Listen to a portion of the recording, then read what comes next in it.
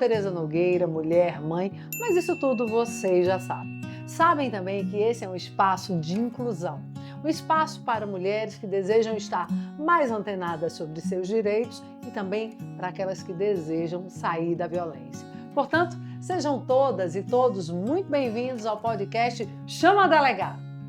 No episódio de hoje, nós vamos falar sobre autossabotagem, liderança com propósito e inclusão. Para isso, trouxemos uma convidada super especial que aborda esse tema do jeitinho que a gente gosta, com profundidade e leveza. Lina Pietras é especialista em quebra de autossabotagem, mentora empresarial, estrategista de inclusão e palestrante internacional. Vencedora do Prêmio Alemão de Diversidade 2020, fundadora do que, Lina? Purpose Hub. E autora do livro Profundo Olhar. Ela tem mais de 20 anos de experiência ajudando líderes e organizações a se transformarem. Lina Pietras, seja muito bem-vinda ao nosso podcast. É um prazer receber você aqui na noite de hoje. Eu tô tão feliz de estar aqui, dá pra ver que eu já tirei o sapato, né? Já sentei. Cruzou as Cruzei as pernas, tô aqui 100% presente e curiosa como é que vai ser a nossa conversa. Tenho certeza que vai ser muito boa, porque você tem muita troca, tem muito conteúdo e sua experiência, tenho certeza que vai fazer a diferença na vida de outras mulheres. Esse é o propósito maior desse podcast, ajudar outras mulheres a transformarem suas vidas, a transbordarem, a ultrapassarem limites. E você é um exemplo disso. Então, o prazer é todo nosso receber você aqui. Muito obrigada, muito obrigada. Eu vou tentar meu melhor, tá? Eu prometo. Gente, ela é palestrante internacional. Tá vendo só?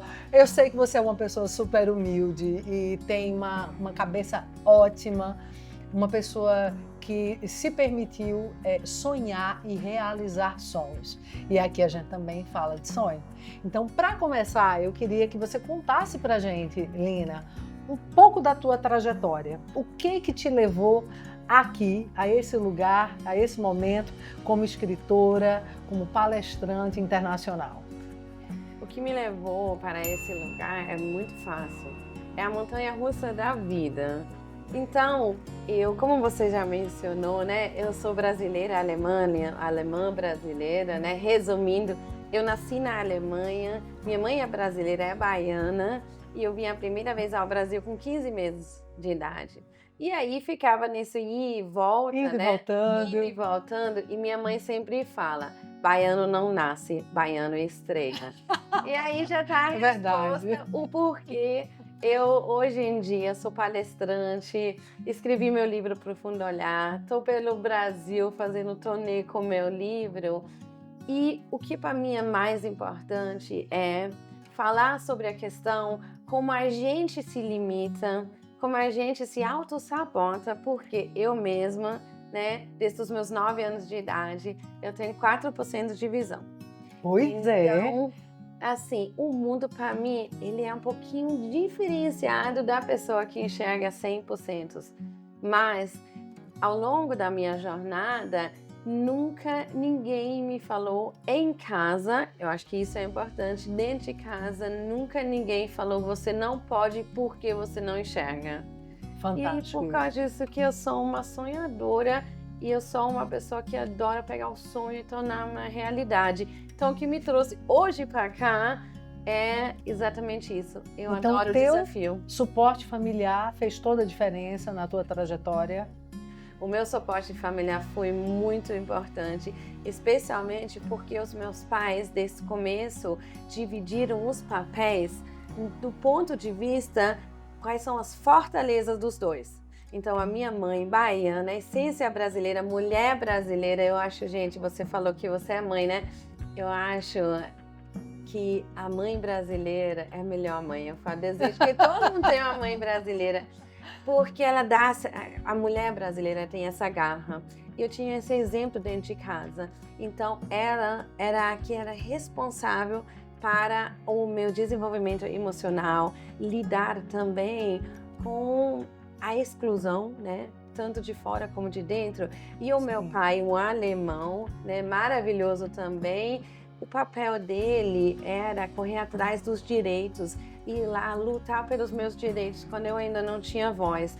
Os dois são uma equipe maravilhosa e foi exatamente isso que me trouxe leveza durante a minha vida inteira. Então, para mim, por incrível que seja, a minha deficiência visual, ela sempre foi uma trajetória de leveza, mesmo nos momentos dos maiores desafios. E o exemplo veio de casa.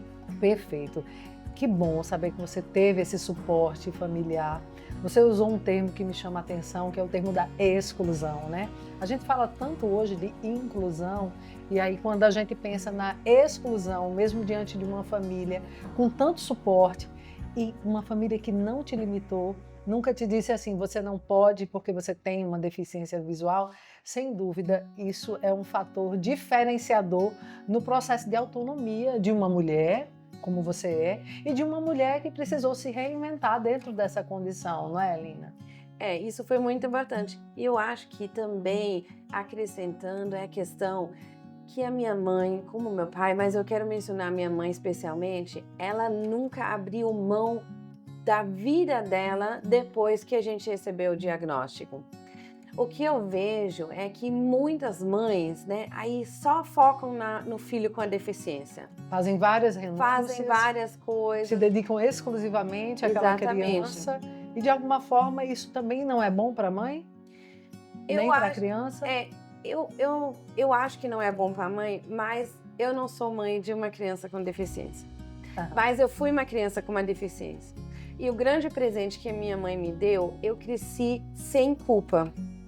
Porque eu sei que apesar da minha deficiência, a minha mãe tocou a empresa dela, saiu com as amigas, viajava, vinha para o Brasil. Então, hoje em dia, com 42 anos, olhando para trás, comparando também com outras crianças que cresceram em situações, tiveram necessidades especiais, os pais se dedicaram só ao problema, desafio da criança. Essas crianças têm dentro deles uma carga de culpa. Eles acham que por causa de mim, a minha mãe deixou de realizar um sonho, a minha mãe deixou de fazer a carreira. A minha mãe nunca fez isso, nem minha mãe e meu pai, mas a minha mãe. Então, eu sou uma criança, né? Hoje uma adulta, mas o maior presente que ela me deu foi me ensinar a ser independente, autônoma e eu crescer sem culpa. Livre da culpa, não é? A culpa já é uma constante na vida da maioria das mulheres, pelos mais diversos motivos. Que bom que você, numa situação específica, peculiar, pôde viver sem culpa. Conheci sua mãe, já conheci há alguns anos, e ontem sua mãe me contou isso, que você acabou de me contar, que ela viveu a vida dela, independente da condição da filha naquele momento, e de alguma forma educou você para fazer o mesmo, para você viver sua vida e desempenhar sua função dentro da sua história, construir uma história de protagonismo, e você tem feito isso, não é, Lina? Exatamente, e você mencionou uma coisa tão importante, o protagonismo, né, de aprender que a gente pode fazer tudo, que a gente não define. E você mencionou a culpa, você vê uma coisa que eu acho assim impressionante, apesar de que ninguém me trouxe uma culpa, uma carga, mas eu, ao longo da minha trajetória, eu me achava culpada por várias coisas que não existiam, só existia na minha cabeça. Por outros motivos. Então, eu acho que, mencionando, né, falando aqui com mães, talvez, que estão junto com a gente, né, é tão importante, você que é mãe também, é tão importante a gente refletir no o que a gente deixa de fazer por causa que nós somos mães, né? E o que pode impactar depois na vida dos pais, na vida dos filhos, né? Eu acho que isso é uma conversa que a gente precisa ter também, porque hoje em dia, trabalhando, né, com pessoas adultas, o que a gente mais trabalha é exatamente esse relacionamento que eles tiveram, né, dentro de casa. E pode ser também uma coisa tóxica, né? Um relacionamento tóxico, quando você, como criança, se sente culpada que a sua mãe abriu mão da vida dela. Sim, dos sonhos, da autonomia, por sua causa. Eu acho que é um peso grande que nenhuma criança merece carregar, não é, Lina? Exatamente. Gente, eu vou mostrar aqui para vocês Lina é escritora, palestrante internacional. A gente vai colocar aqui na frente do vídeo a imagem do livro dela, Profundo Olhar, Lina Maria Pietras, como enxergar aquele ser que habita em você e é invisível aos olhos. Tema provocativo, não é, Lina? Deixa eu te perguntar, por que profundo olhar? Por que esse coração vermelho tão lindo que eu tô vendo aí, que você também tem um óculos vermelho? Mostra pra gente. Então, aqui meu óculos vermelho, né? Vou colocar aqui. Nossa, linda! Nossa, Eu vou querer um óculos desse pra mim também. Lógico. Super estilosa. Vai receber, vai receber. Por que profundo olhar? E por que esse coração tão belo? Você leu O Pequeno Príncipe? O livro Sim. Pequeno Príncipe? Faz tempo, mas li. Então, quando foi descoberta a minha deficiência visual, que eu estava conversando em perder a visão, né? Que hoje eu tenho 4% de visão, 1000% de percepção. A minha mãe falou para mim que eu nunca devo esquecer o que a raposa disse para o Pequeno Príncipe, que só se enxerga bem com o coração e que o essencial é invisível aos olhos. Que eu nasci com um coração brasileiro, então sempre vou enxergar mais do que os outros. Então, essa semente que ela plantou, junto do lado da semente que ela me falou, que eu sou a responsável de explicar para o mundo como é que eu enxergo o mundo. Essas duas sementes dentro de mim. No ecossistema, na família que eu cresci, ela falou a inclusão começa dentro de casa. Então foram esses 3 pilares, na verdade, né, essas 3 falas que ela fez do coração dela, que não estudou nenhum método, isso me ensinou a enxergar com o coração. Então o profundo olhar, o meu movimento Eu Me Vejo, ele é um convite para todo mundo, para abrir os olhos, para se enxergar, mas não só a beleza, ou só tristeza, ou só a culpa, entendeu? A vida é uma coisa complexa, é fantástica, porém todos nós temos cicatrizes, todos nós. E o que a gente está tentando hoje em dia, a gente está fugindo de abrir os olhos e também trabalhar o nosso passado, mas não na culpa, então não é a conversa, ai, minha mãe é culpada, meu pai é culpado, todo mundo culpa os pais, né? Sempre, gente, todo líder culpa os pais por tudo que dá errado. Mas é a questão que quando você olha para você, para a sua vida, para tudo que te influenciou, o bom e o mal e o difícil, aí que você vai enxergar a beleza que está dentro de você. E essa beleza existe também com as memórias que eu falo que são as cicatrizes na alma. E essa não é ruim. Sim, e essa tua fala tem tudo a ver com o Pequeno Príncipe de fato, porque o essencial é invisível aos olhos. E que bom que você percebeu isso tão cedo, né, Lina? Aí é interessante, né? Porque agora, aqui com 42 anos, lembrando que minha mãe me falou isso quando eu era criança, parece que eu enxerguei isso naquela hora. Mas eu passei por vários momentos na minha vida, momentos altos e baixos, momentos de burnout, momentos quando eu fugia da temática da inclusão. E olha que loucura! Eu sendo uma pessoa deficiente visual, deveria ser uma protagonista da inclusão desde o começo. Eu comecei a me tornar uma protagonista e realmente ter voz na inclusão do ser humano, na quebra do círculo de autossabotagem, só de 2018 para cá. Só depois que pela segunda vez eu desmaiei no trabalho porque eu estava tão desconectada comigo mesma, tão cega para as minhas próprias necessidades. Foi aí que eu falei assim, não posso mais fugir do tema da inclusão. Não posso mais continuar do jeito que eu estou fazendo. Fala um pouco mais, você falou de altos e baixos, com certeza eu imagino que você passou por muitos. Fala um pouco mais desses baixos, você enfrentou uma crise com relação à tua forma de lidar com o trabalho. Exatamente, eu acho que a primeira... Chegou a um adoecimento? Exatamente, então eu acho que tem 3 momentos essenciais na minha vida onde eu vejo hoje em dia que foram um catalisador, a gente pode falar isso em português, tipo aceleraram, né, o meu crescimento. Um foi quando eu tinha uns 18 anos, né? 25 anos atrás, em 2000, eu achava que eu estava ainda na escola, né? E eu achava que para eu me incluir, eu tinha que cuidar de tudo sozinha. Então eu me tornei a atriz no papel da pessoa que enxerga. O que eu fiz com isso, achando que eu estava me incluindo, eu estava excluindo todo mundo do lado de fora. Então você estava entrando num processo de exaustão, porque achava, se sentia cobrado, você tinha uma autocobrança muito grande e queria entregar mais do que qualquer outra pessoa para provar que de alguma forma você tinha condições de fazer o que estava se predispondo a fazer? Não, eu acho que isso foi o segundo momento, né? O segundo momento. O primeiro momento realmente foi que eu não queria dar trabalho para os outros, eu não queria ser diferente, eu queria assim, ter as estratégias. Na verdade, eu estava copiando os outros. Eu estava vendo, como é que interage uma pessoa que enxerga, sabe? Eu pegava o cardápio quando a gente saía no restaurante e ficava assim, não, eu vou pegar a picanha. Eu ia antes gravar, eu ia antes na internet, gravava todo o cardápio, aí fingia, então eu fingia muito. Entendi. Eu fingia que eu enxergava. E com isso, na verdade, eu perdi o direito das outras pessoas me incluírem. Por que eu perdi o direito? É porque como eu não estava assumindo aonde eu preciso de ajuda, eles estavam desacreditando de mim. Isso foi o primeiro. O segundo foi 13 anos depois, foi exatamente nesse momento. Eu achava que eu precisava provar. Compensar. Exatamente, porque ninguém nunca me falou isso, por incrível que seja. Mas dentro de mim tinha uma voz que sempre falava, você precisa mostrar que a decisão foi certa, eles te darem esse cargo de liderança. Que você é boa o suficiente. Que você é boa o suficiente. E com isso, eu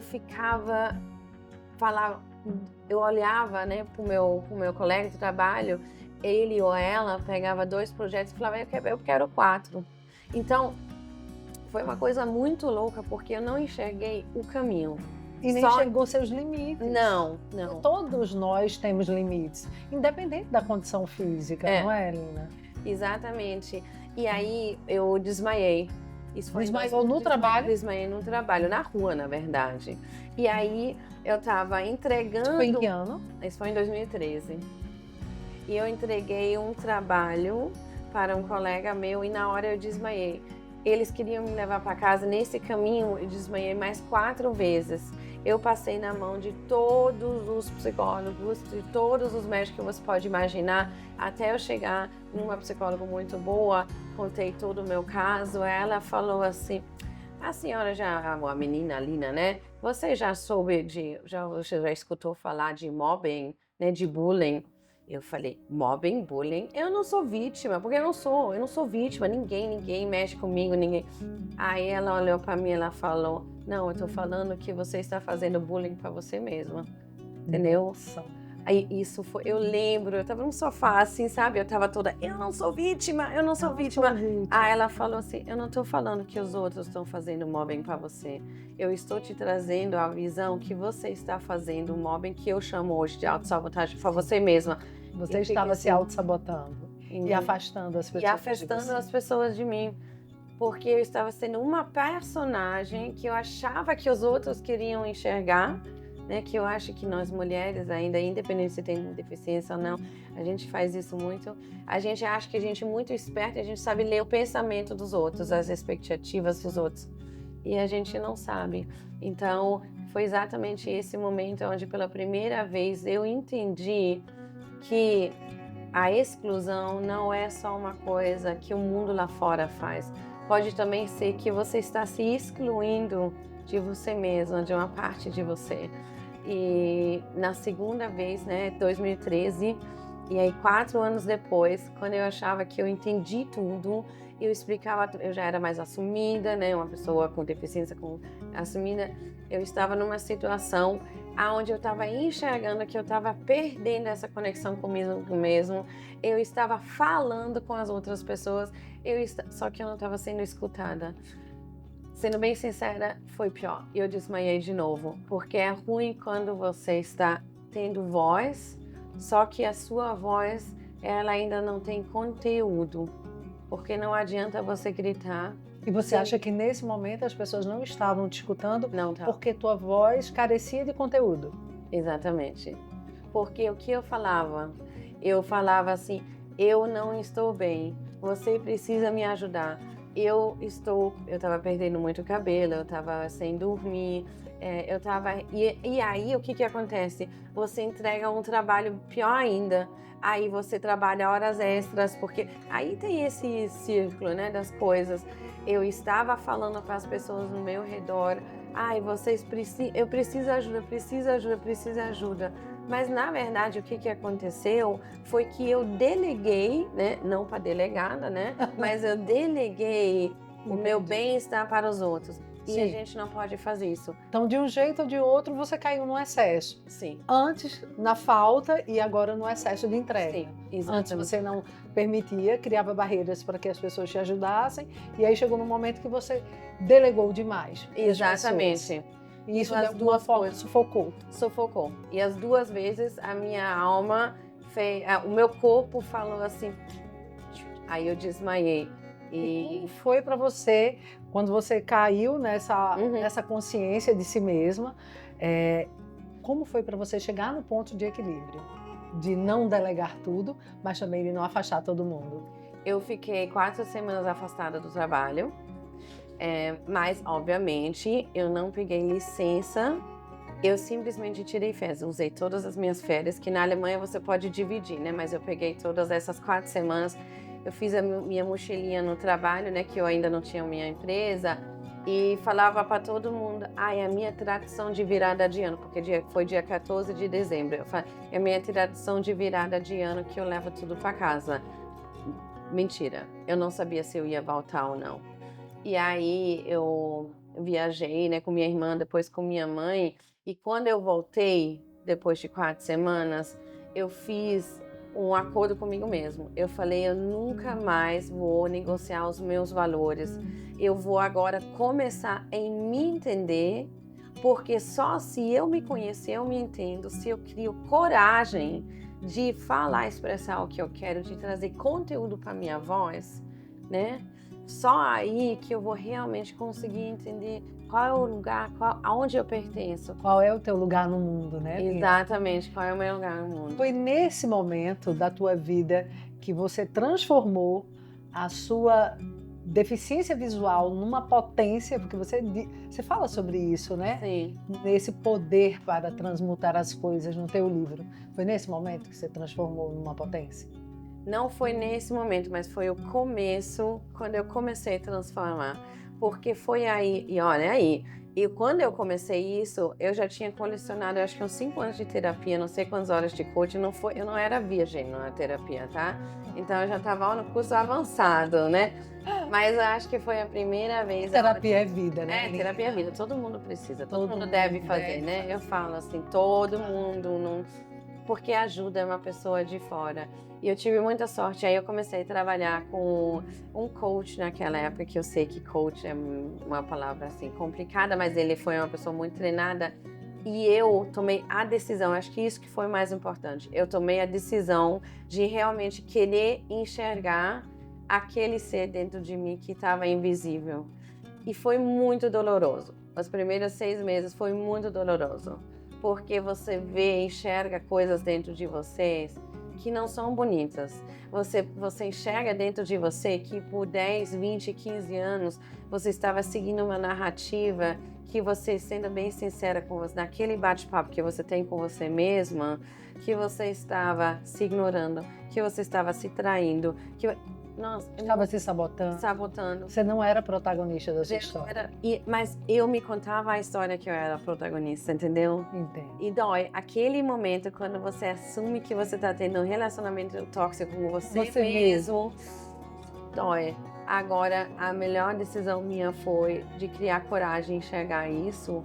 E eu vi que eu precisei fazer isso para tornar a minha deficiência, a minha história em algum que poderia aí não só melhorar a minha vida, como melhorar a vida dos outros. Sim. E eu fiquei tão apaixonada por esse processo, aí eu me aprofundei, estudei mais na neurociência, na psicologia, o ser humano, todas as coisas que eu falei assim, gente, é tão bom, é tão dolorido, mas é tão bom, né? É porque existe passei pelo processo, é uma inflamação, né? E depois sara e você fica de bem também com a cicatriz. e não fica mais cego. Então aí vem os famosos pontos cegos, né, que a gente tem.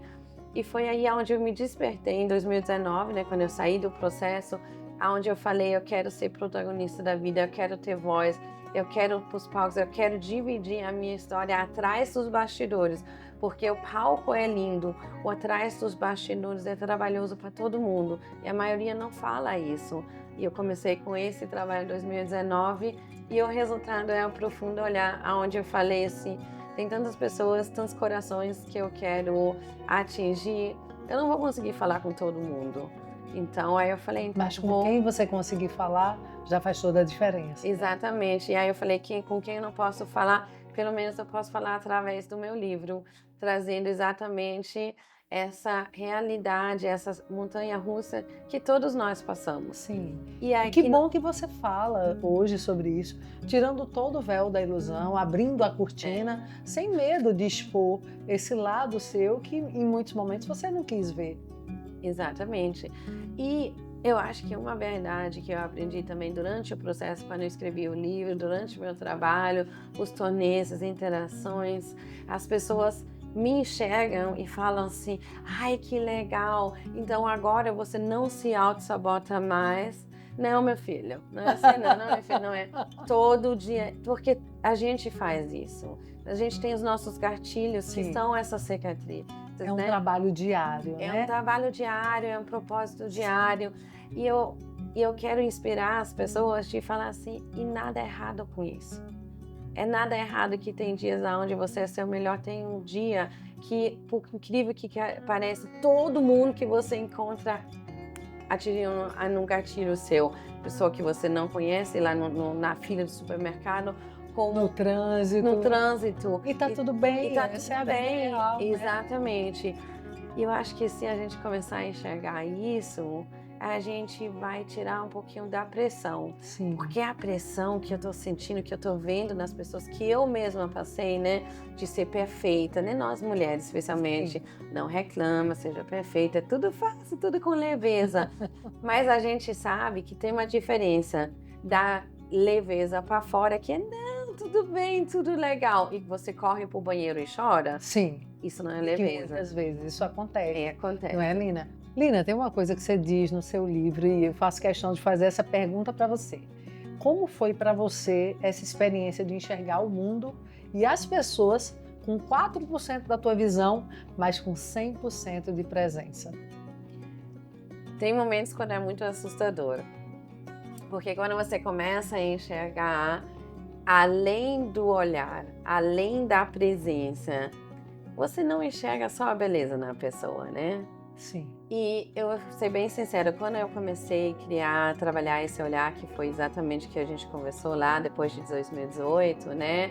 No começo, eu enxergava nos outros como é que eles se auto-sabotavam. Aí eu chegava assim, ai, vamos resolver, eu sei, tô enxergando isso. Você já queria ser a solução também. Exatamente. E isso, por 2 motivos, foi muito cansativo. De um lado, eu entrava num papel de uma certa forma de paz, entendeu? Sim. Então eu falava assim, não, deixa aqui, a gente resolve. E com isso você tira o direito da pessoa ter a própria experiência, também. De escolher também.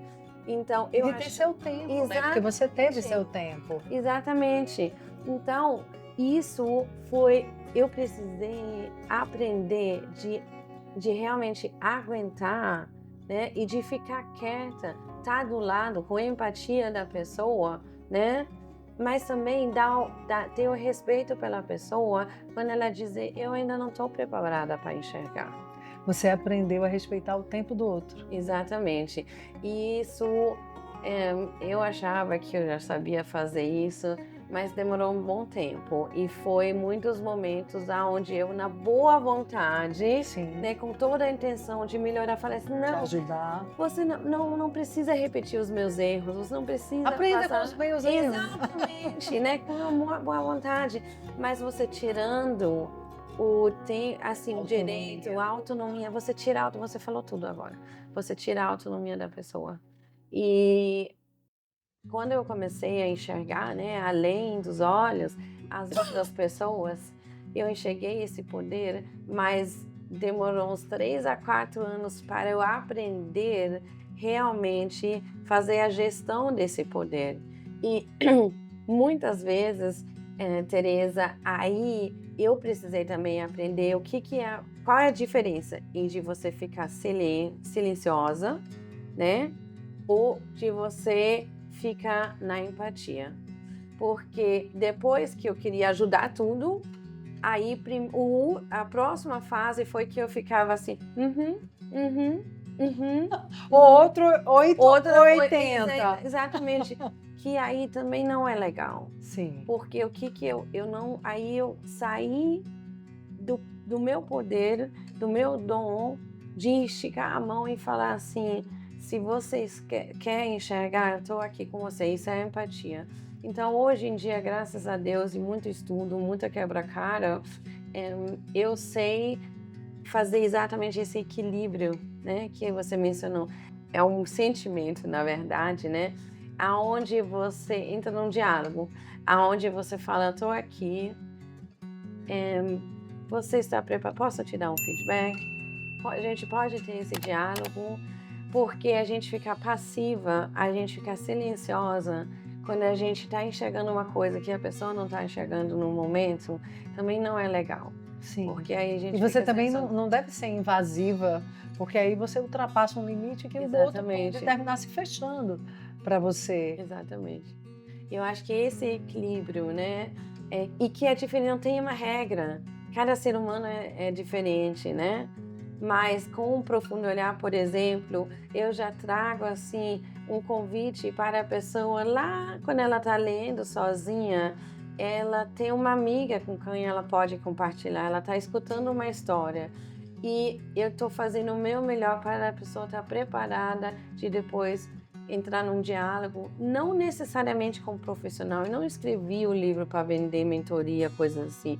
Eu escrevi o livro realmente porque existe tantas, não quero que são pessoas mais, né? Mas existe tantas pessoas que estão querendo ganhar muito dinheiro em cima da realidade que a gente está passando no mundo, que é uma realidade da pessoa estar perdida e não saber, carente de emoções, carente de relacionamentos, carente de ter esse momento onde ela está tendo escuta, onde ela está sendo vista. Muitas pessoas estão, depois da pandemia especialmente, estão fazendo dinheiro e estão abusando disso. E esse abuso é uma coisa que em 2023 eu falei, eu não quero mais admitir. Não admito. Não admito da pessoa estar abusando da necessidade da carência da outra pessoa. Eu não posso salvar cada pessoa dando a mão, mas o que eu posso fazer, eu posso trazer o meu melhor através do profundo olhar do meu trabalho, de alertar a pessoa. Se pergunta, você está sendo abusado porque você está tendo a necessidade e a carência, ou a pessoa que está do teu lado realmente está enxergando você, ou ela só está enxergando ela mesma para ganhar dinheiro, para se sentir útil. Tem N motivos, não é sempre só dinheiro. Então, eu acho que o que para mim é importante é exatamente esse momento, porque também é uma certa forma de abuso, né? É uma certa forma onde a pessoa também está sendo dominada, né? Porque ela está num momento de vulnerabilidade. Sim, eu entendo perfeitamente quando você fala isso. Eu recentemente também escrevi um livro e vivi esse momento de você receber alguns depoimentos de pessoas que dizem para você que um trecho do livro, um capítulo, um parágrafo fez a diferença e que transformou algo, que destravou algo na vida de alguém. Isso é reconfortante, isso para quem tem missão e acredita na transformação de vidas, isso faz toda a diferença e nos move. Mas eu também acredito que sim, que você pode mentorar pessoas que vivem uma necessidade que você viveu no passado, vivem um desafio que você viveu no passado e que você conseguiu ultrapassar. Você conseguiu vencer uma dificuldade, vencer uma deficiência visual para ser quem você é e transformar seus sonhos em realidade. E por que não dar a mão? Se você já tem esse olhar tão bonito de saber qual é a tua missão e que você não vai enganar outras pessoas, não deixa de fazer isso, porque é uma missão que pode se transformar em algo ainda maior e ainda mais transformador. E a você, ouvinte, meu muito obrigada pela companhia. E aí, gostou das experiências partilhadas hoje por Lina Pietras, escritora alemã brasileira, está numa turnê linda aqui pelo Brasil, tem uma história de transformação. Hoje ela está transbordando uma experiência de vida única, ela tem uma história única, mas com certeza todos os aprendizados que ela conseguiu congregar dentro de si podem sim inspirar você a fazer uma mudança na sua história. Então, se você gostou, já sabe. Comenta, compartilha com todo mundo, com as amigas, com os amigos. Se inscreve no canal, ativa o sininho. Esse é um espaço para você, para todas nós. O episódio de hoje teve o apoio da Astral Veículos, Faz Contabilidade, Trio Comunicação, Instituto Faneco, Grupo Mulheres do Brasil, Núcleo Recife e Partiu Entrega. Te espero aqui no Chama da Legada, um cheiro no seu coração e até o nosso próximo episódio.